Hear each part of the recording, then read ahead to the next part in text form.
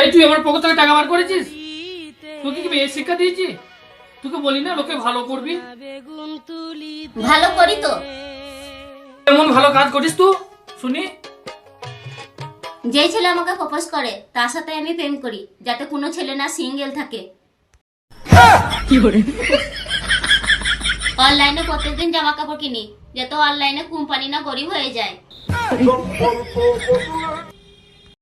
5টা অবধি জেগে থাকি, যাতে পাড়াতে না চুরি হয়।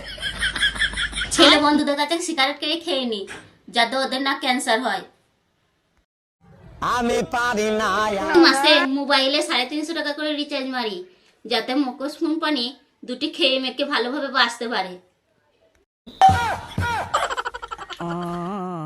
আমি একা মানুষ, আর কত দিকে করব?